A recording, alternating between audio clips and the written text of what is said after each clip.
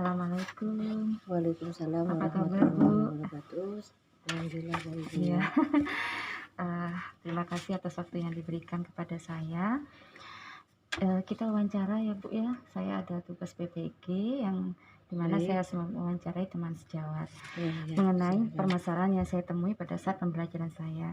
Yang pertama itu, pada saat kegiatan diskusi presentasi materi virus itu hanya 1-2 siswa saja yang berani tampil untuk presentasi di depan kelas, dan sebagian besar siswa masih malu untuk bertanya ataupun menjawab pertanyaan. Nah, itu kira-kira penyebabnya kenapa ya? Kalau dari menurut Ibu, pengalaman Ibu selama ini mengajar. Biasanya siswa itu merasa malu. Jadi mereka tidak memiliki kepercayaan diri untuk menjawab pertanyaannya yang disampaikan oleh guru biasanya itu. Yang kedua, siswa itu belum memahami konsep materi yang disampaikan oleh guru. Biasanya seperti itu. Jadi siswa tidak memiliki pertanyaan. Yang ketiga, siswa belum paham dengan materi yang disampaikan oleh guru. Jadi siswa tidak memahami materi yang disampaikan oleh guru. Kemudian siswa tidak percaya diri, mereka juga belum paham konsepnya seperti apa. Ya, benar ya, seperti itu. Ya. Kemudian untuk literasi ya, kemampuan literasi siswa itu masih rendah. Contohnya pada saat tugas membuat mind map rantai contohnya ya. Siswa itu langsung mencontoh dari Google. Mereka tidak membaca literatur entah dari buku atau internet. Itu kira-kira kenapa itu?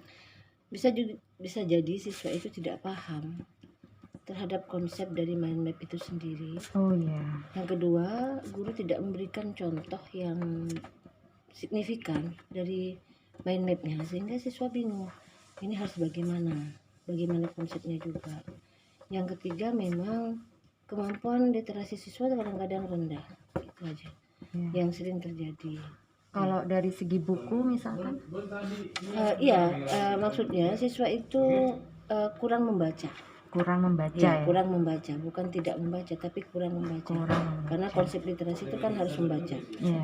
Tidak harus dengan buku, dia juga mungkin kurang explore di internet, di YouTube dan sebagainya. Nah, ini yang harus diatasi ya sebenarnya di negara kita ini ya. Kemudian sebagian besar untuk permasalahan siswa yang memiliki kemampuan numerasi yang rendah ya. Jadi seperti pada saat saya melakukan praktikum, siswa melakukan praktikum pengaruh media terhadap pertumbuhan tanaman sirih air, itu siswa masih malas melakukan analisis data. Jadi mereka tuh malas menganalisisnya. Menurut sepemahaman Ibu tuh kenapa?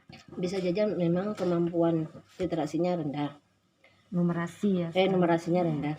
Karena siswa itu memang sejak dini, karena kemampuan numerasi itu sejak dasar. Nah, konsep numerasinya sejak dari kelas rendah itu di SD, SMP dan sebagainya itu belum terpahami dengan baik.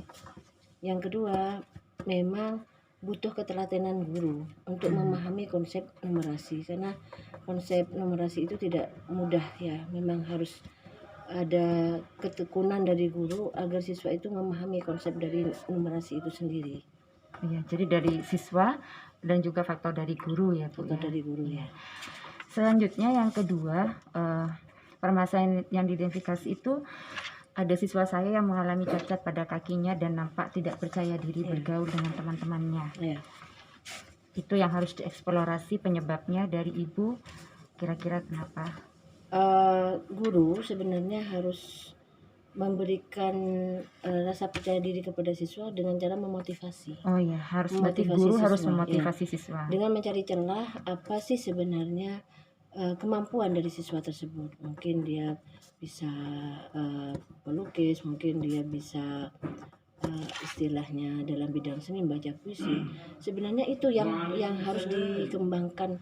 Bagaimana guru memberikan motivasi terbaik sebenarnya itu. Yang kedua, guru kurang memotivasi ya. Yang kedua, melibatkan. Guru harus melibatkan siswa. Jadi harus adil seorang guru itu.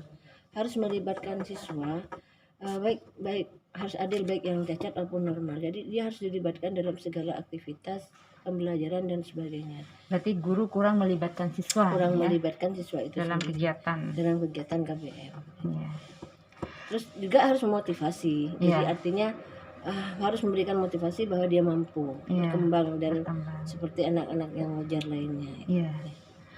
Kemudian kalau siswa itu penggunaan bahasa daerah ini, Bu, Ya, kan sekarang tidak bisa dipungkiri ada ya, sekolah-sekolah termasuk di sekolah ya. saya itu penggunaan bahasa daerahnya itu lebih dominan Lebih daripada dominan. penggunaan bahasa Indonesia. Ya. Kira-kira penyebabnya apa ya, Ibu? Karena memang lingkungan sekitar Lingkungan ya. lingkungan sekitar anak itu tumbuh dan berkembang memang lebih dominan bahasa Madura atau bahasa daerah, sehingga ketika dia bergaul di dalam konsep lingkungan formal, dia tidak bisa berbahasa Indonesia dengan baik. Contohnya di sekolah kadang-kadang justru guru harus memotivasi siswa itu untuk berbahasa Indonesia yang baik. Betul, ya. Jadi dengan cara apa? Menciptakan iklim pembelajaran dengan menggunakan bahasa Indonesia yang baik dan benar. Berarti ini Dalam- bisa jadi gurunya ya, kan ini kita penyebabnya, kita fokus bisa ke ya bisa jadi dari guru tingkat kelas rendahnya tidak membiasakan. Jadi guru dari SD, tidak membiasakan. dari SMP tidak membiasakan berbahasa Indonesia. Yang kedua dari lingkungan. Memang lingkungannya tidak berbahasa Indonesia, jadi memang asli dari berbahasa Madura atau Iya. berbahasa daerah. Berarti dari faktor guru dan lingkungan. Ya. Kemudian ini tentang hubungan pihak sekolah dengan orang tua. Di sekolah saya itu karena sebagian besar wali murid itu Ya. berprofesi sebagai TKI TKW sehingga lamanya anak terpisah dengan orang tua itu menyebabkan munculnya karakter-karakter yang kurang baik dari siswa, seperti siswa jarang hadir ke sekolah, berani merokok di sekolah, dan lain sebagainya. Karakter yang kurang baik yang muncul akibat jarak antara orang tua dan siswa itu menurut Ibu penyebabnya bisa karena apa? Karakter-karakter yang kurang baik ini tadi muncul. Karena tidak ada kontrol dari orang tua. Kurang kontrol. Sebenarnya sejauh apapun orang tua itu mungkin dia itu menjadi TKW dan sebagainya, sejauh manapun dia merantau, kalau ada kontrol dari orang tua insya Allah bisa. Karena kan tidak mungkin orang tua tidak melibatkan keluarga yang lain untuk mengontrol, kan ada tante, ada dan sebagainya yang ada di situ. Yang kedua memang lingkungan zaman sekarang itu sudah memang luar biasa mempengaruhi karakter dan kepribadian anak. Berarti komunitas anak ya. Komunitas anak. Jadi tetap harus ada kontrol dari orang tua, dari saudara dan sebagainya agar anak tidak terjerumus ke lingkungan yang kurang baik. Berarti bisa saya simpulkan kurang kontrol dari orang tua dan pengaruh negatif komunitas anak itu sendiri. Iya, lingkungan dia bergaul. Kemudian berapa siswa itu juga saya temukan di sekolah saya, berapa siswa itu kurang sopan bicara dengan guru kan. Itu kira-kira kenapa gitu. Siswa itu kurang sopan bicara dengan guru. Pola asuh yang pertama adalah pola asuh orang tua. Pola asuh orang tua itu memang harus sejak dini menciptakan pola asuh yang baik, menghargai orang lain, terus berbicara yang baik, berbicara terhadap orang lain itu bagaimana, kepada yang lebih tua, kepada yang lebih muda. Itu harus ditekankan orang tua sejak dini. Ya, karena kalau pola asuhnya tidak, walaupun di lingkungan manapun, kalau pola asuhnya bagus, insya Allah juga bagus. Kalau dari faktor guru mungkin? Faktor guru juga harus mengajarkan karakter yang baik, gitu. Memberikan bagaimana anak itu harus bertetap ramah dengan guru. Berarti penyebabnya bisa jadi guru kurang menekankan pendidikan karakter.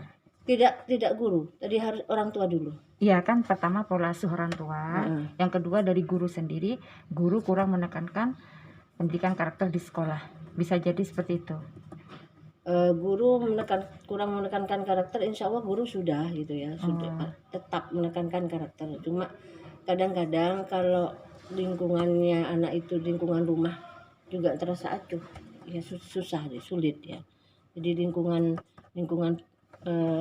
di mana dia tumbuh dan berkembang juga yang paling mendukung sebenarnya. Berarti pola asuh orang tua dan juga faktor lingkungan. Ya, faktor lingkungan. Okay. Nah, ini kita ke yang topik 4, yaitu tentang pembelajaran inovatif, di mana banyak atau sebagian besar guru belum maksimal menerapkan pembelajaran inovatif. Nah, itu kira-kira penyebabnya kenapa, Bu?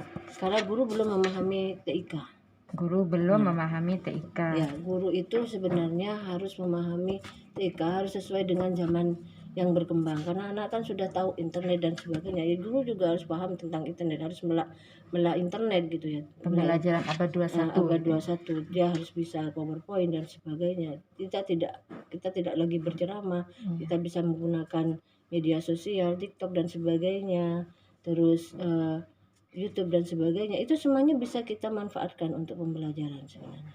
Kalau faktor yang lain mungkin Bu, kenapa bisa tentang pembelajaran inovatif? Sarana dan prasarana. Sarana dan prasarana ya. Kadang-kadang kita juga membutuhkan sarana yang aman dan nyaman gitu. Tapi kalau sarana dan prasarana tidak ada, walaupun guru sudah melek IT, nggak bisa itu. Iya, betul. Ya, harus ada ruang khusus untuk itu. Kemudian kan kadang ada kasus di mana guru menerapkan pembelajaran inovatif, akan tetapi ternyata membutuhkan waktu yang sangat lama di kompetisi di KD itu. Jadi dia sudah menerapkan pembelajaran inovatif, tapi ternyata kok lama ini selesainya pada materi ini. Kira-kira penyebabnya kenapa ya Bu ya? Bisa jadi karena siswanya tidak paham. Jadi memang kemampuan intelektual siswa itu kan berbeda dari anak-anak yang memang diasuh dengan pola belajar yang baik. Siswa belum terbiasa ya. Kemudian dia sedangkan anak itu mungkin kemampuan belajarnya memang kurang baik karena memang di lingkungannya juga tidak belajar dengan baik gitu ya. Nah itu yang terjadi sebenarnya.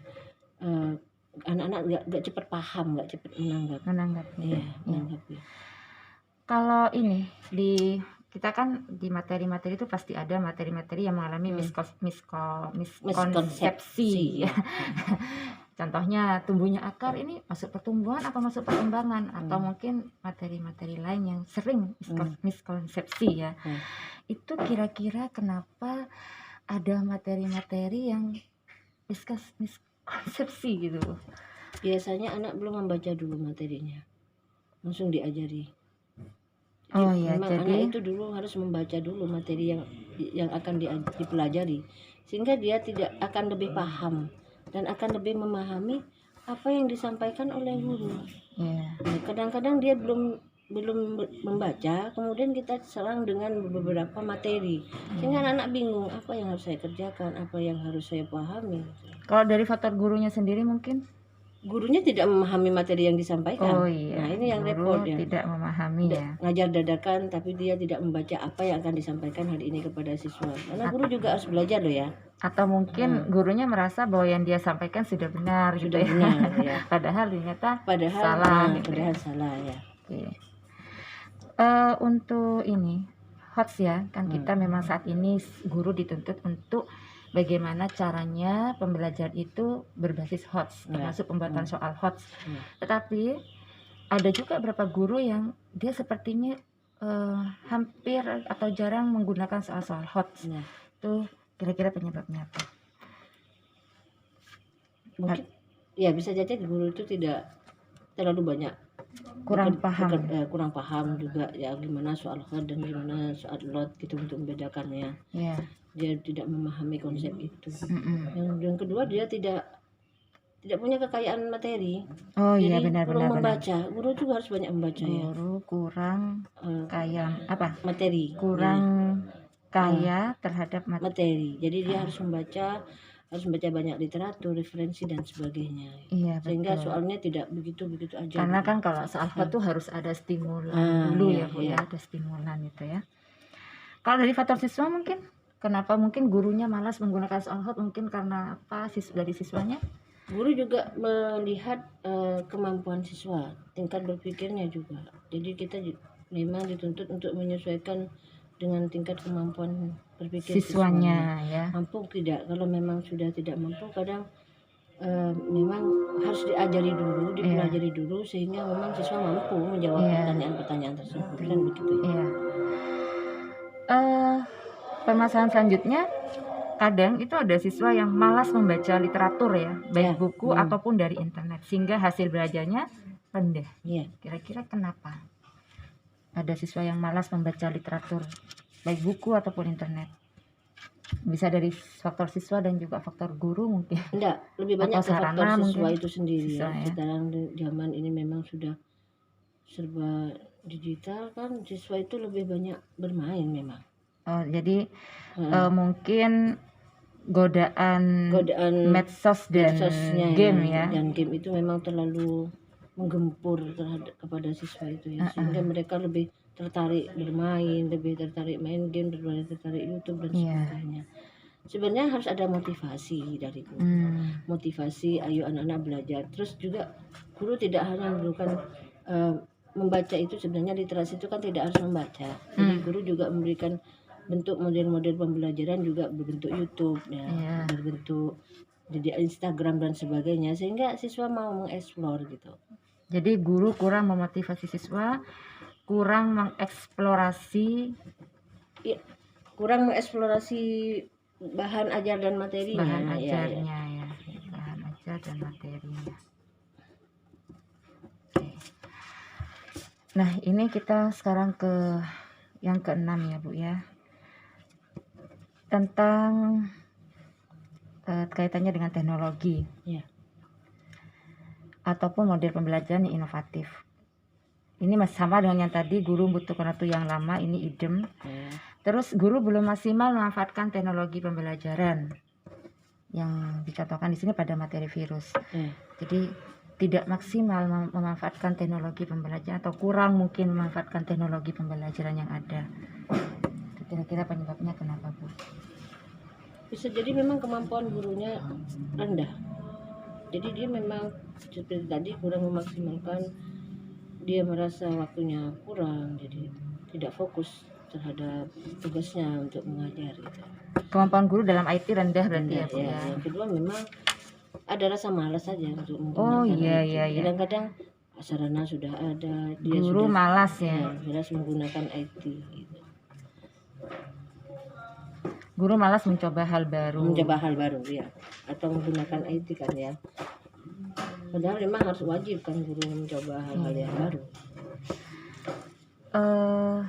Iya, yang untuk terakhir ini sama ya, pada saat berikan guru memberikan tugas melalui internet, siswa malah berselancar di dunia maya ataupun game, tadi sudah dijawab ya Bu. Berarti sudah selesai semua ini Bu wawancara hari ini.